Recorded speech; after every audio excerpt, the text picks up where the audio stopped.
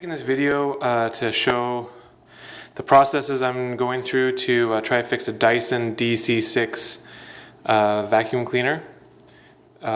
This is an older model and they're really well known to have their own issues, mainly with the you pull the trigger, the vacuum runs for a couple seconds and then stops with the light flashing or blinking. There's a couple of things that people have said to try to do, so I decided I'm going to go through all of them and see which one ends up fixing mine. Now, one might fix, one method might fix some, but not others. So if you're trying to fix yours, maybe start with the easiest and work up from there. So the first thing I did, which was the easiest, was cleaning the whole vacuum. So it's pretty easy to take apart. You can take everything pretty much apart. This whole piece is basically all just plastic. So once I took the main sections off, which anybody can do, the hardest part is getting this piece out, which goes in there and it actually kind of clips into those little tabs. You just need to use a screwdriver to pop it out. I checked to see if there's anything blocking.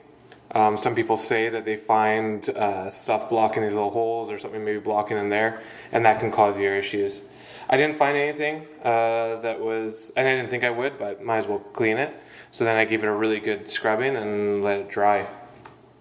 The next thing to try is on the board, there is this, what do you call it? It's like a little sensor that's supposed to go right here. It's basically checks for a magnet. It's like a little switch that checks to see the magnet in the filter. So there was a little circuit board thing right there, and it was held in by 3 little tabs and it was soldered in there. So it might be hard to see, but what I did was I soldered on a little piece of wire across those 2 tabs, and it's like A, B, and then C on the other side. So it's supposed to go between A and C. I have a small soldering iron, but it was at work, so I used my large one, and it was pretty difficult to do it. So if you are pretty handy with soldering and stuff, then give it a shot. Otherwise, there's some other methods which you can try to eliminate that, which I'll show you right now. Basically, what that board is it's looking for this little magnet in the filter, this tiny little magnet. And basically what people say is that that magnet isn't strong enough, or that little chip has like kind of packed it in. So what you can do is you can also dig out that little magnet and put in a stronger magnet, like an earth magnet. What you can also do is, let's see if I can show you where that board fits. Oh yeah, it's right here. So this board goes in right here. Sorry. So you can see where that little sensor is supposed to be, right at the top there.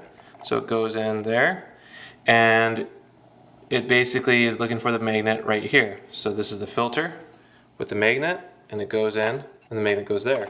So what you can do is, if you get a really strong earth magnet, with the motor, with this off the body, so off the body, the filter out, take your really strong magnet and just place it on here. Now, when you pull the trigger, this part's going to spin, so be careful. You know, you don't want your hands to get caught or something like that. But if you put a really strong magnet there, pull the trigger, and it goes, then you know that's your problem. I did that. I have a really strong earth magnet I put on there. It didn't work, but it is possible for these little switches to also just be completely malfunctioning or toast. So I thought, well, I've tried the magnet, the stronger magnet, it didn't work. I've tried cleaning it, didn't work. Next step is I'll try soldering that little board. And after that, if it still doesn't work, then I guess it needs a battery. You know, I checked my battery voltage, and it's saying at 23 volts, which is about what it's supposed to, or 22.5 after being charged. Now, that doesn't mean that the battery is weak. Just because it has good voltage doesn't mean it has good like amperage or capacity. So it is possible. It's an older unit, so you never know. Anyway, so what I'm going to do is I will put this back together, and like I said, I've cleaned it. I tried the magnet, didn't work. And now I've just finished soldering the board. And I'll reassemble everything, I'll put it together, and we'll see what happens. So I've reassembled this to the point that I can get it to run. Because I've soldered that board, I no longer need to put the filter on to pull the trigger to test it. I just put the battery back in, put the board back in. I've left the rear filter off, so there's absolutely no restrictions, and let's see what happens.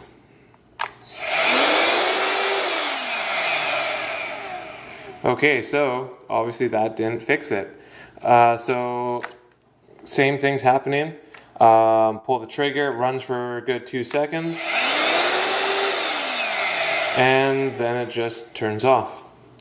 So not too sure what else there is to try. I'm pretty sure the next thing that I need to do is buy a new battery.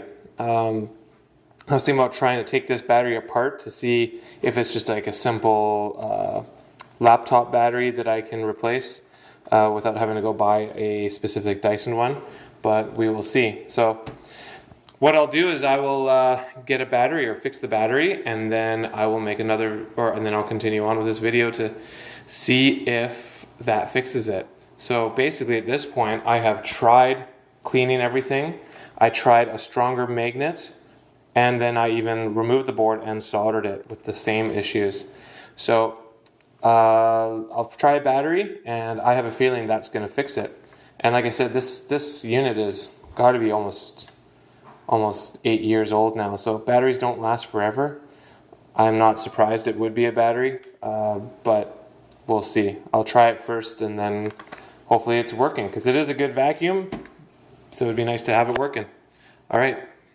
So I put this all back together, and I was thinking about that I was going to need a new battery, but before I got a new battery, I realized, or I remembered that this was actually in my garage for a while, and it's the winter time, so it was really cold, and I went to try it, and it worked for a while, and then when I charged it inside, it stopped working. So I actually took the battery off and put it in the refrigerator to bring the temperature down.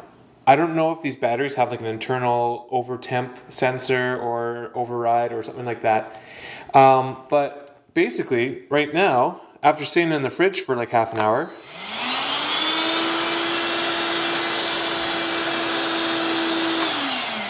it stays on.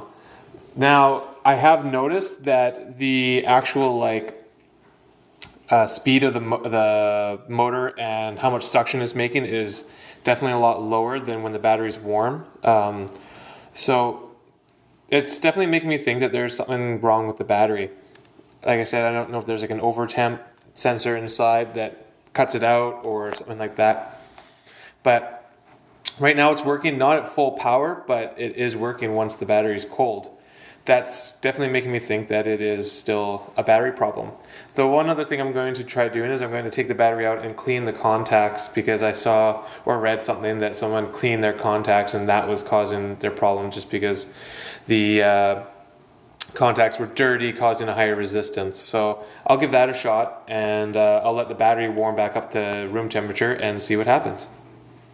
So what I did was I took a screwdriver and I taped a piece of sandpaper to the end of it, and after removing the battery, I was able to clean the contacts down in there. Once it focuses, you will see. So there's like 1, 2, 3, 4 contacts. And basically those contacts I could see they weren't super clean, so I decided just to sand them down a little bit, and then I took a little bit of sandpaper and did my best to clean these contacts here. They all look really nice and tight, so it's not like they're worn out. Put the battery back in, it's back up to temperature, and same thing, red light after 2 seconds. So again, all still pointing towards the battery having issues. So I think that's gonna definitely be the next step. I just thought I'd try a couple more things and see if I could figure anything out. So next step, battery.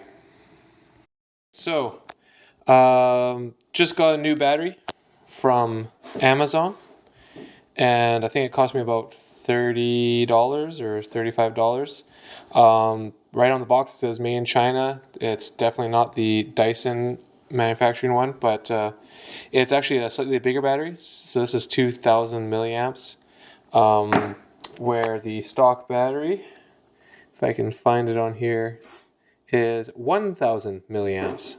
So it's quite a bit bigger of a battery. I tried everything on this, all the tips and tricks and things that you can do that people say online to try to fix it, and same thing happens. Red light goes on. So I decided, okay, time to try a battery, and got this one.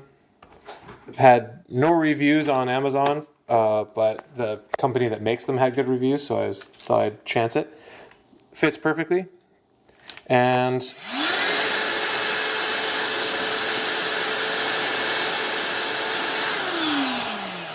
works like a charm.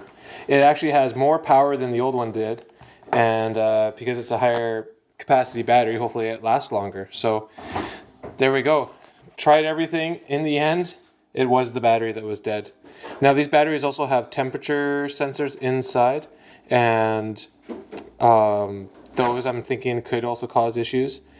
I tried taking this battery apart to see if it was just a common battery that might be used for laptops, because then I could just get that battery and put it in the case and save a bit of money.